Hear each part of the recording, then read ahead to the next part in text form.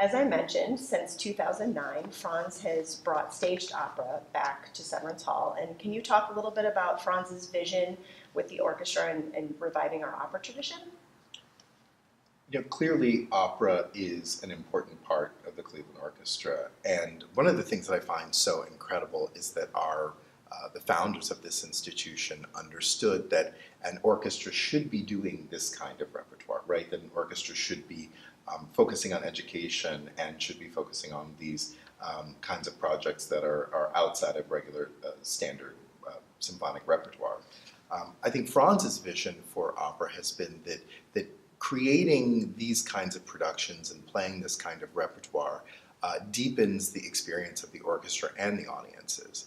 When you think about composers like Mozart or Strauss, right, we play a lot of their orchestral music, but these were really opera composers. And I think that we create a different kind of relationship, a musical relationship with those composers when you've played not only their symphonic repertoire, but also their opera repertoire. So it's about developing that kind of language, and that's what we've really been doing with opera, solely on the musical front. And can you talk a little bit about some of the directors that Franz has worked with and some of the staging that we've done here that's been quite unique? We started with 3 fully staged productions of Mozart's Da Ponte cycle. So these were full productions that came from the Zurich Opera, and they were directed by Sven-Erik Bechtold. These were very sleek, minimalist, very contemporary productions.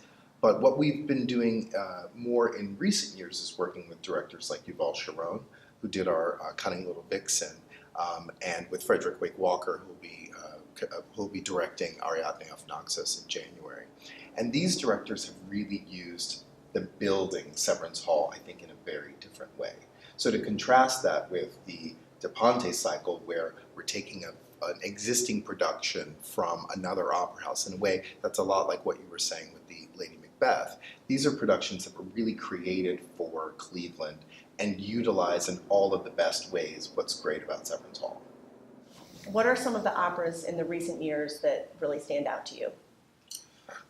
That's really a difficult question to answer because I think they've all been really high quality. We've certainly spoken a lot about Yuval Sharon, who directed our production of The Cunning Little Vixen. I think Yuval's work is beautiful. The way that he understands how Severance Hall works, and more importantly, how it doesn't work, and the important role that technology can have in opera and in theater, I think he's just a wonderful partner for those reasons. So his production of Cunning Little Vixen utilized animation, and it brought animation and live singers together, and that, of course, created an opera production that had this sort of wonder and fantasy that the music has, and that's something that's frequently missing in those productions.